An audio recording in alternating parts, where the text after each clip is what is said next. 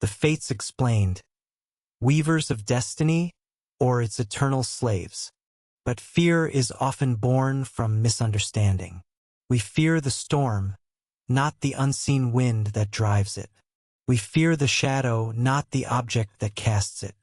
What if the three sisters of fate are not the storm, but merely the first drops of rain heralding a greater, more terrible tempest? What if their grim, unending task is not an expression of power, but a sentence of servitude?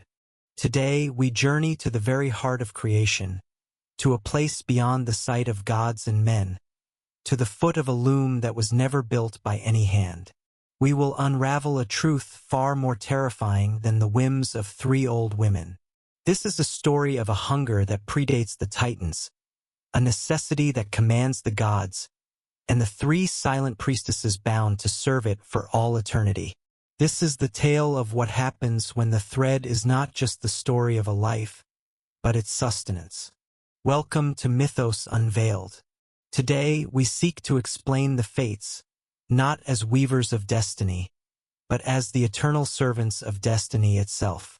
Before Olympus rose from the ashes of the Titanomachy, before Cronus swallowed his children in fear, before the first spark of creation had even cooled into the first star, there was Ananke, necessity, a force not of will or thought, but of absolute, unchangeable, and impersonal reality.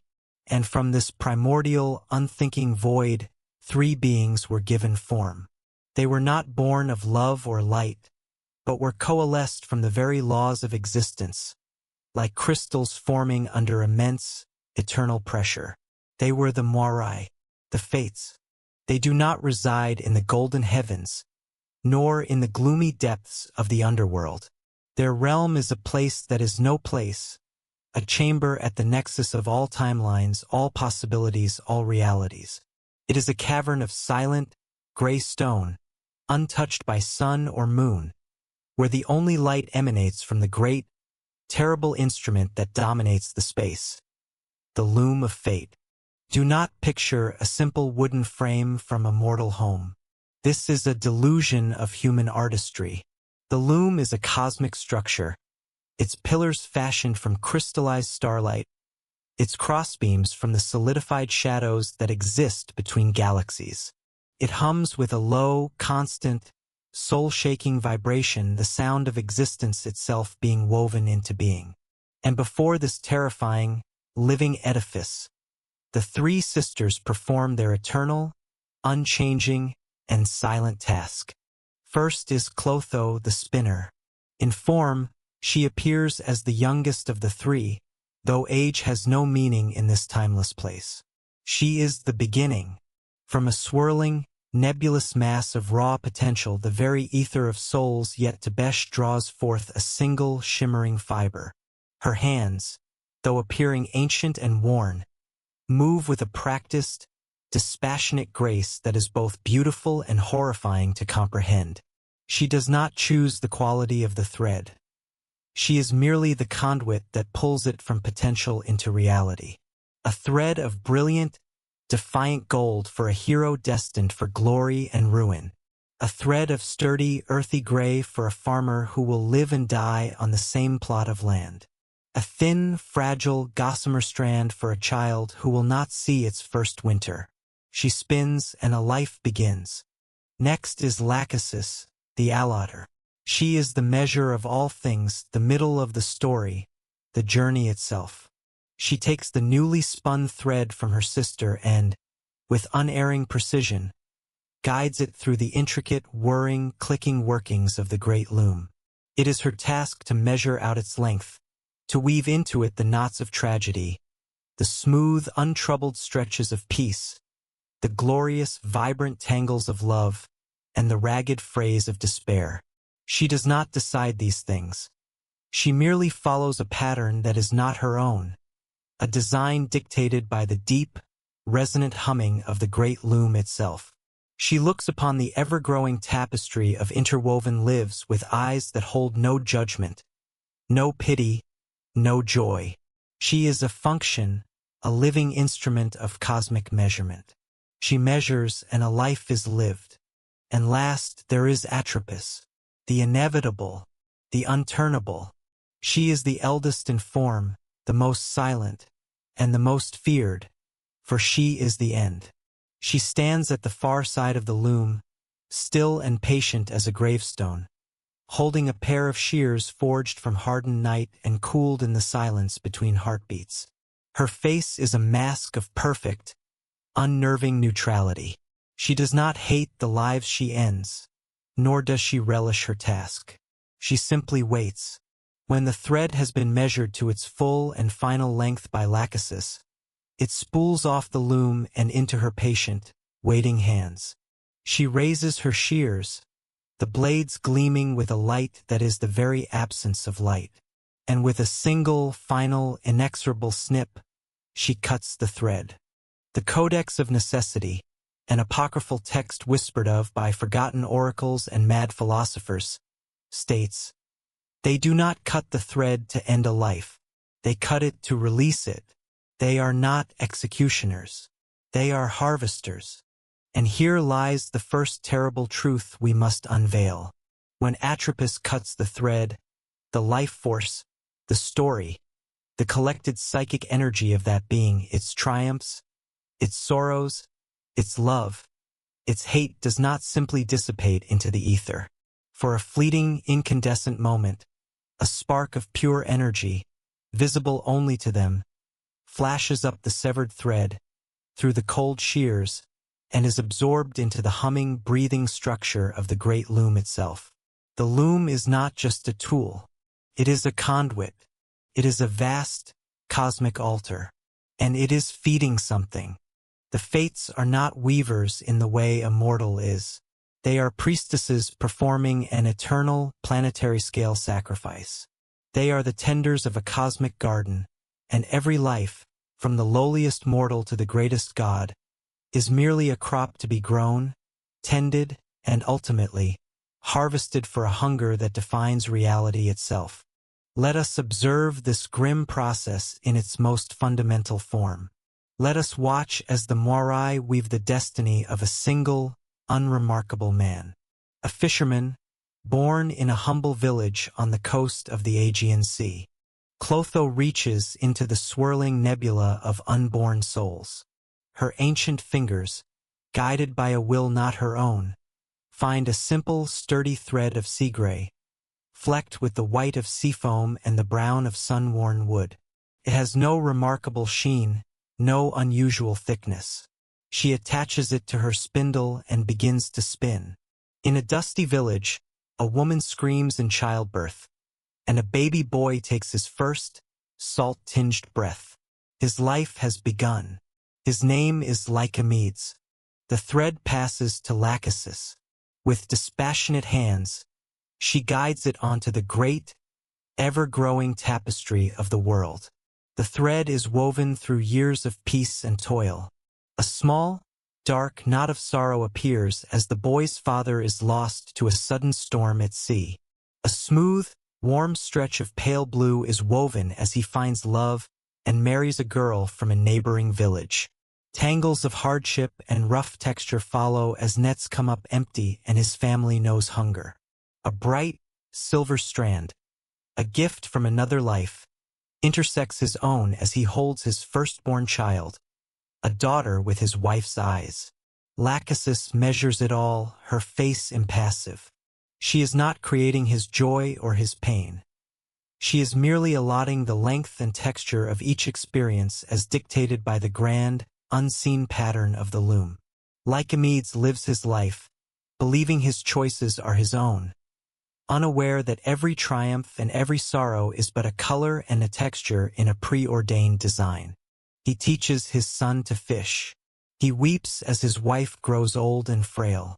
He watches the sun rise and set over the same stretch of water for 70 years.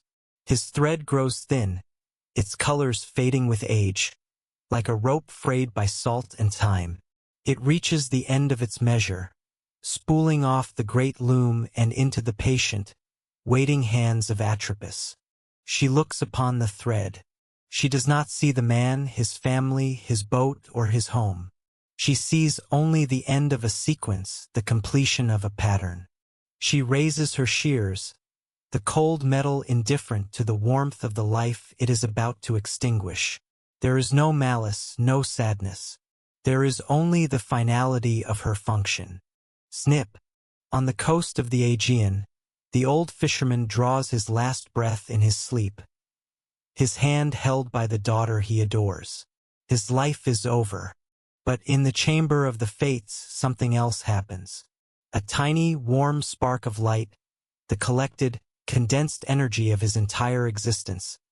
His love for his wife, his grief for his father, his pride in his children, the burn of the sun on his skin, the sting of the salt spray, all of it flashes up the severed thread in an instant. It is absorbed into the loom, which hums with a deep, resonant, and almost imperceptible note of satisfaction. The harvest is complete. The hunger has been fed, if only for a moment. Another thread is already being spun. This is the fate of mortals. A simple, predictable, and necessary cycle. But what of those whose threads burn brighter? What of the heroes whose names are destined to echo through eternity? The threads of heroes are different.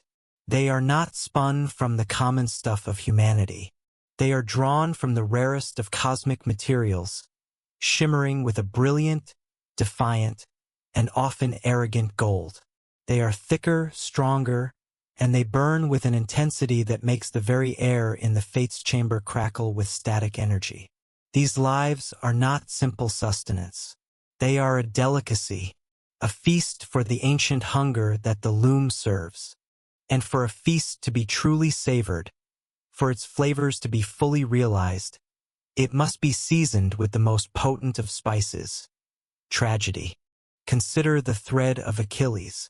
When Clotho spun it, it was the brightest gold the chamber had ever seen, a thread of a demigod destined for unparalleled glory. But as Lachesis took it to be measured, she found it to be tragically, beautifully, and purposefully short. The loom hummed a song of war, of blood and sand and bronze. And so, his thread was woven inextricably with the fate of Troy.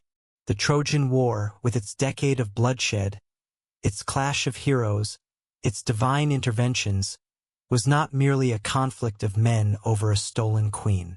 From the perspective of the loom, it was a meticulously orchestrated event designed to create a massive, glorious, and exquisitely painful harvest. Every hero who fell on those blood-soaked plains, the noble Hector, the loyal Patroclus, the mighty Ajax, was a golden thread cut short, their potent, passion-fueled life force surging back to feed the void. Achilles' own death, an arrow to his single, vulnerable point, was not a moment of tragic irony. It was the calculated, perfect conclusion to his purpose. He had been designed to burn brightly, fight fiercely, love deeply, and grieve with an earth-shattering passion. His magnificent, grief-stricken, rage-fueled soul was one of the most exquisite offerings the loom had ever received. His death was not a failure. It was the successful completion of his design. Or consider the tragic hero Heracles. His thread was not merely gold. It was as thick as a ship's rope, woven with the raw, untamable power of a son of Zeus. But such power, if left to live a life of peace and contentment, would be a waste of potential energy, a bland and flavorless meal. So the loom, through the dispassionate hands of Lachesis, wove into his very being knots of terrible, divine madness. The curse sent by Hera, which drove him to slay his own wife and children in a fit of delusion, was not just the act of a jealous goddess. It was an instrument of necessity. The madness seasoned his soul with unparalleled despair, a flavor that could not be achieved through any other means. His subsequent 12 labors were not just trials of strength or acts of penance. They were a process of tempering his spirit, making it stronger, more resilient, and ultimately more nutritious. When he finally died, consumed by the burning poison of the centaur Nessus' shirt, The energy released from his tormented, powerful, and ultimately heroic soul was enough to make the pillars of the Fates chamber tremble. But no thread is as perfect an example of the loom's terrible, intricate artistry as that of Oedipus. His story is not a tragedy of choice, or even of character flaw. It is a masterpiece of preordained design. The prophecy delivered at his birth that he would one day kill his father and marry his mother was not a warning. It was a recipe. Clotho spun a thread already stained with the crimson of patricide and the dark, tangled hues of incest. Lachesis did not just measure his life. She wove it into an inescapable, intricate knot of perfect, horrifying symmetry. Every choice Oedipus made to escape his fate, the very choices that made him feel most in control of his own life, was, in fact, a step that led him deeper into the pre-written pattern. His flight from his supposed parents in Corinth, his fateful encounter at the crossroads, his brilliant solving of the Sphinx's riddle, his triumphant ascension to the throne of Thebes, his marriage to the grieving queen, just each event was a precise, deliberate weave, pulling the knot of his destiny tighter and tighter. When the truth was finally revealed, the resulting despair was absolute. The self-blinding, the exile, the wandering as a cursed and broken man, this was the apotheosis of suffering. It was a symphony of agony, composed by an unthinking, unfeeling master. And when Atropos finally cut his tormented, pitiful thread, the release of psychic energy was so potent, so pure in its undiluted misery, that the loom itself seemed to sigh in contentment. The gods on Olympus believed they were playing their games, enacting their petty rivalries and curses. They were all, unknowingly, just adding spice to the harvest. One might think that the gods, in their eternal power and their lofty perch on Mount Olympus, would be free from the loom. They are tragically wrong. Every god, from the mightiest Olympian to the lowliest river nymph, has a thread. Their threads are not made of mortal stuff, but are woven from a substance that resembles liquid starlight, immensely long and brilliantly resilient. But they exist. They are on the tapestry, and anything on the tapestry can, eventually, be unmade. This is the true, unspoken source of Zeus's legendary fear of the fates. It is not a fear of three withered crones in a cave. It is the deep, instinctual, primordial terror of a powerful being realizing, on some fundamental level, that it is not at the top of the food chain. He knows, in the core of his divine being, that his existence is not absolute. His thread is being measured, and anything that can be measured can eventually be cut. The immortality of the gods is not a state of being, but a condition. It is a very, very long stretch of thread allotted by Lachesis. The gods do not die of old age or sickness, but their threads are not immune to the cold shears of Atropos. They can be severed by great weapons forged in cosmic fire, by cataclysmic events, or by the culmination of a prophecia pattern so powerful that it demands the end of even a divine life to be fulfilled.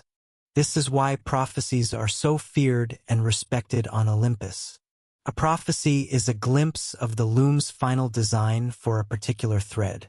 It is a declaration from necessity itself that a sequence is coming to its inexorable conclusion.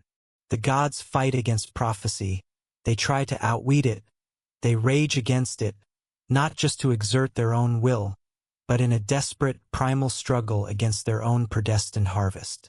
They are like magnificent, golden fish in a vast cosmic pond, aware, on some level, of the silent, patient fisherman who stands on the shore, watching and waiting. The Weaver's Lament, a forbidden text supposedly written by a rogue muse who glimpsed the chamber, describes it thus. To be a god is to be a long and beautiful story, written in fire across the heavens. But every story, no matter how grand, has a final page. The Moirai are merely the ones who turn it. The gods' dramas, their epic wars, their passionate love affairs, their bitter betrayals, these are the grand, sweeping narratives that provide a different kind of sustenance to the great hunger. While the countless threads of mortals provide a constant, steady stream of low-level energy, the conflicts of the gods provide massive, cataclysmic bursts. The Titanomachy was not just a war for power. It was the loom's first great feast, a violent changing of the guard that released an astronomical amount of divine energy as the old order was consumed to make way for the new. The gods believe they are the authors of their own magnificent stories. They are merely the most interesting, most complex characters in a book being read by something else entirely. If all is preordained, is resistance truly, utterly futile? Is there no room for compassion, for intervention, for a single act of defiance against this cold cosmic calculus? One god, more than any other, dared to ask this question. Apollo, the god of light, of reason, of music, and, most ironically, of prophecy itself. He who was granted glimpses of the loom's terrible design was the one most offended by its unyielding, dispassionate cruelty. His challenge came not on a battlefield, but in an act of love and friendship. His dear mortal friend, King Admetus of Faerie, a good and just ruler, was dying. Lachesis had measured his thread to its end. The dark specter of Thanatos, Death himself, was on his way to the palace to claim the king's soul and guide it to the underworld. Apollo, the bright, the golden, the rational, could not bear it. He went not to his father Zeus, nor to his uncle Hades, but directly to the source. He journeyed to the timeless chamber of the fates. He did not come with threats or weapons, for he knew such things were useless here. He came with wine, a divine nectar, a special ambrosia so potent, so sweet, that it was said it could cloud the minds of even the most resolute beings in creation. He found the three sisters at their eternal, silent task. He spoke to them with a silver tongue, his voice a melody of reason and charm. He offered them a respite from their grim, thankless work. He offered them a taste of the joy and oblivion that gods knew. And, in a singular moment of cosmic anomaly, a crack in the perfect machine of their existence, they accepted. They drank the divine nectar. The heavenly wine worked its magic, and for the first time in their eternal existence, the fates became muddled, their gazes unfocused, their connection to the absolute certainty of the loom momentarily loosened. In this state of divine inebriation, the god of light pleaded for his friend's life. The fates, their minds clouded, their eternal duty blurred, agreed to a bargaina loophole, a deviation from the pattern. Admetus could live, they slurred, his thread could be extended, but only if he could find someone else willing to die in his place, to have their own thread cut in his stead. The loom required a harvest. It did not, in that moment of confusion, specify which harvest. Apollo, triumphant, believed he had cheated death. He had tricked the fates. He had broken the unbreakable rule. He rushed back to the mortal world, only to find the grim reality of his bargain. No one, not Admetus's aging parents, who clung to their own last few inches of thread, not his loyal subjects, who valued their own lives more, was willing to make that ultimate sacrifice. Only one person stepped forward. His beautiful, loving wife, Queen Alcestis. She chose to die so her husband could live. Atropos, her mind now clear, the effects of the wine fading, her grim duty reasserted, came for her. The shears snapped shut on the thread of Alcestis. Apollo had not cheated fate. He had merely shifted the debt. The loom had demanded a soul, and a soul it received. He had saved his friend, but had doomed an innocent woman, staining his victory with the bitter, iron taste of tragedy. The story of Admetus and Alcestis, in some tellings, does not end there. In a remarkable twist, the hero Heracles, in the course of his own fated travels, arrives at the palace. Learning of the tragedy, he, in his heroic might, physically wrestles with death itself and forces him to release Alcestis, bringing her back from the very brink of the underworld. A victory for heroism, a triumph of will over fate, or so it seems from a mortal perspective. From the perspective of the loom, this was merely another fascinating, complex weave. Heracles' intervention did not break the pattern. It was part of the pattern. The temporary return of Alcestis created ripples of joy, hope, and subsequent drama, all of which added flavor and texture to the grand tapestry. But the loom always balances its books. Necessity is, above all else, a cosmic accountant. Apollo's interference, his audacious attempt to rewrite the design, did not go unpunished. There was no grand retribution from on high, no declaration of war from the fates. The retribution of the loom is far more subtle, more insidious. It is a slow, inexorable correction woven back into the offender's own thread. Following this event, Apollo's own golden thread became hopelessly tangled with sorrow. He fell deeply in love with the nymph Daphne, only to have her, fleeing his advances, transform into a laurel tree before his very eyes, leaving him with nothing but a wreath of bitter leaves to commemorate his loss. He loved the mortal princess Caronis, only to be consumed by a jealous rage and strike her down upon learning of her infidelity, discovering too late that she was pregnant with his son, Asclepius. And Asclepius himself, the greatest healer the world had ever known, a man who learned to cheat death by bringing the dead back to life, was the ultimate affront to the natural order that the loom maintained. He was not just delaying a harvest, he was stealing from the larder. Zeus, acting as an unwitting agent of necessity, struck Asclepius down with a thunderbolt, restoring the balance. Each of these tragedies, while appearing to be the result of divine drama and flawed character, was the loom reasserting its dominance over the god who had dared to challenge it. It was a slow, deliberate lesson taught over centuries. You may see the pattern, god of prophecy. You may even, for a moment, believe you can alter a single thread. But you are still just a part of the tapestry, and the weaver will always have the final say. The god of light was being reminded that he, too, casts a long shadow, and in that shadow, the shears of Atropos are always patiently waiting. Let us speak more of Atropos. She is the most silent, the most enigmatic, the most terrifying of the three. Clotho is the beginning, an act full of the chaotic potential of life. Lachesis is the journey, a process full of the twists and turns of lived experience. But Atropos is the absolute. She does not speak. Her thoughts, if she has them, are not her own. She is the final instrument, the very hand of the great cosmic hunger.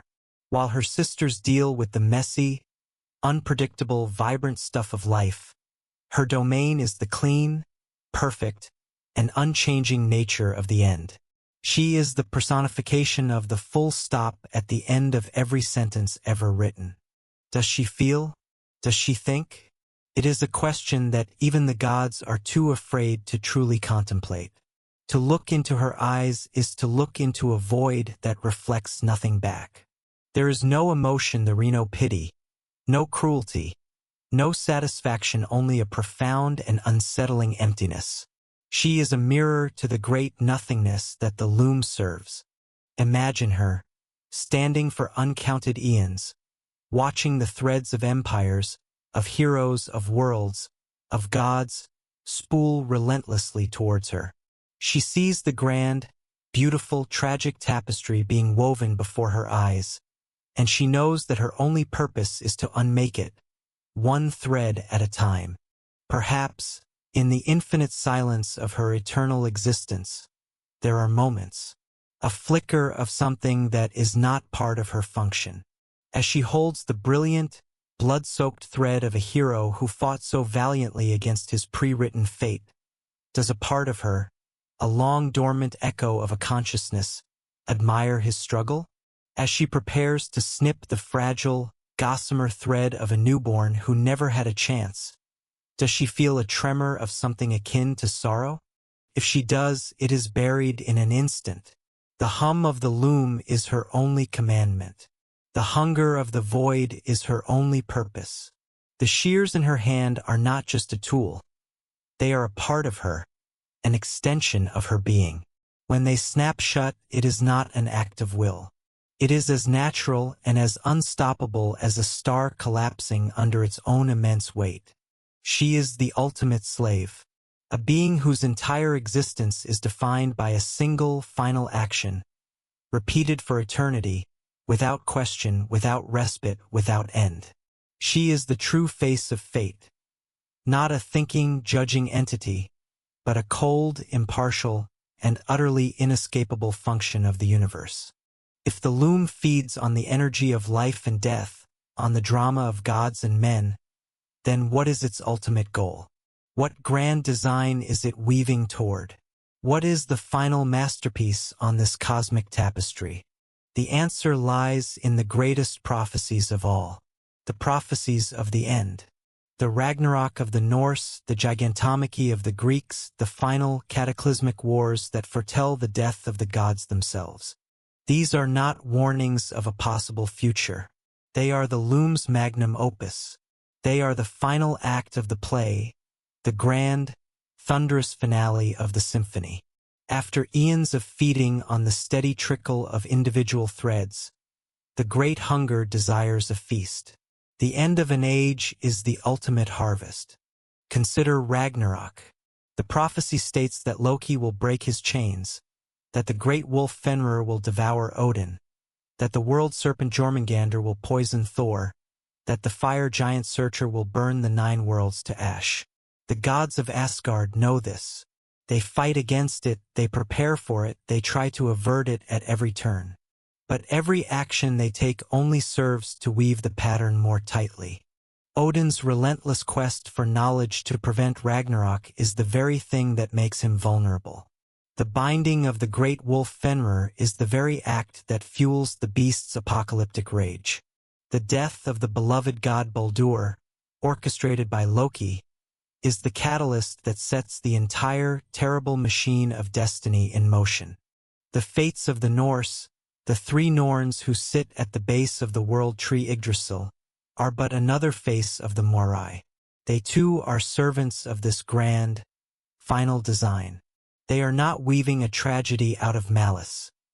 They are setting the table for the greatest banquet the cosmos has ever known. When that final day comes, and the gods of Asgard march to their doom on the field of Vigrid, the chamber of the fates will be ablaze with an unbearable light.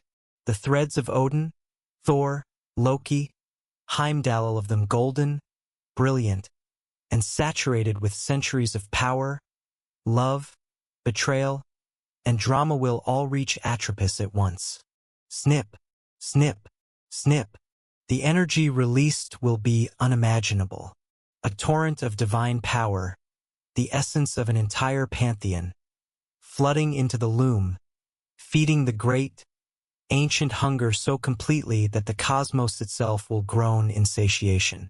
And then, perhaps, a new world will be spun from the ashes, a new, quieter tapestry begun, and the cycle will start anew. For the hunger is eternal. So we must return to our initial question. Are the fates the weavers of destiny, or are they its eternal slaves?